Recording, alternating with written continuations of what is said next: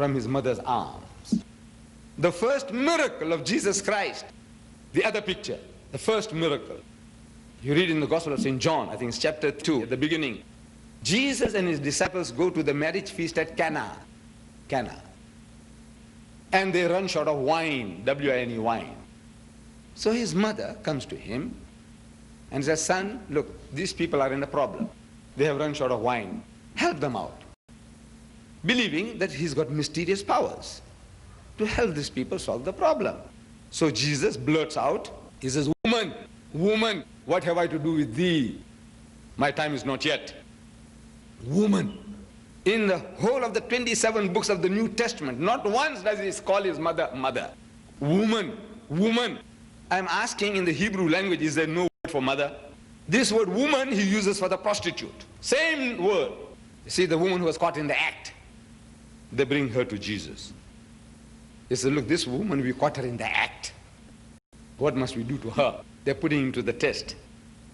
They're trying to get him embroiled with the government or with the religious authorities. Either way, he loses.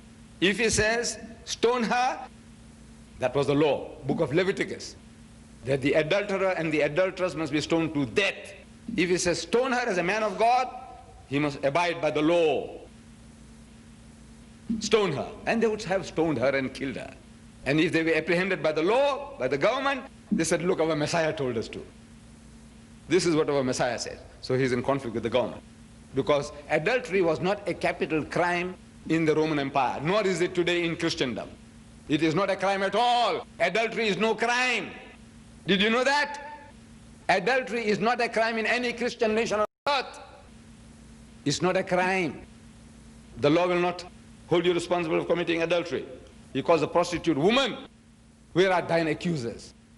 He says, no, they're all gone. So he said, all right, go and sin no more. Woman. He says, there's not a single place he calls his mother, mother in the Bible. So he says, woman, what have I to do with thee? My time is not yet.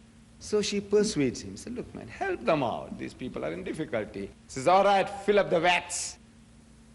You know, the wine vats with water. And they fill it up. And he turned the water into wine. And they drank. And they remarked, the drunkards of the night who have been drinking, imbibing all night, they're remarking, why have you kept the best wine for the last? The best wine, why have you kept it to the last? So my brother Jimmy Swaggart, he says in his book that that wine was pure grape juice. I said, brother, I didn't have a chance to talk about that, but I said, brother, Swaggart, you see, if a man has been imbibing wine for a whole night and the things run dry and you give him pure grape juice, that grape juice is like mud water to him because there is a law involved. You drink 5% alcoholic drink, 5%, after a while your senses are getting dull. You need 10% to make you feel that it's alcohol, something to give you a kick. Then you need 20% to make you to feel there is something potency in it. You have to increase the alcoholic content to make you feel that it's better than the previous one, it's better than the previous one. If you give such a man grape juice, he says it's mud water. What is it? Insipid, no taste. And he's telling us in his book called Alcohol. This is one of the, he's telling us, and I have no reason to contradict him unless you have. He said there are 11 million drunkards in America, 11 million drunkards. And 44 million heavy drinkers. Get that book, small book. I have a sample here, I think. Alcohol. 11 million drunkards and 44 million heavy drinkers. And he says, to me, there's no difference between the two. Means 55 million drunkard, as far as Jimmy Swaggart is concerned. In my country, they don't call them drunkards. It's an insult. A guy can punch you on the jaw if you call a man a drunkard. You have to call him alcoholic. You know, the poor man is sick. It's a sickness. He needs treatment. It's not a sin. Alcohol is not a sin, it's a sickness. Jimmy Swaggart calls a spade a spade. He said drunkards. 55 million drunkards in America. Jimmy Swaggart calls a spade a spade. He said drunkards. 55 million drunkards in America. 11 million drunkards and heavy drinkers. I said, I make no difference. I said, yes, brother. I said, go a step further. Islam will take you a step further. He said, even your social drinkers are on the same level. They're breaking the laws and commandments of God as given in the last and final revelation of God. The Holy Prophet Muhammad, he said, whatever intoxicates in greater quantity is forbidden even in smaller quantity. No excuse for a nip or a thought. The Holy Quran says, Ya ayyuhallazina amanu, O you who believe, innamal khamru, most certainly intoxicants, wal maisiru, and gambling, wal ansabu, and fortune telling, wal azlamu, and idol worship, rijzum min amali shaitan, are an abomination of Satan's handiwork, fajtanibuhu la'allakum tuflihun. It's a shun such abomination that you may prosper. And one pronouncement, he created the biggest society of teetotalers in the world. 1,000 million Muslims, as a people as a whole, they don't imbibe that filth. We have our black sheep. We are not all angels. We know some Muslims can bring the Christian under the table. That you know. We are ashamed of. But as a people as a whole, the biggest society of teetotalers, people who don't imbibe, are the Muslims. And what did it? This word of God. This is a miracle.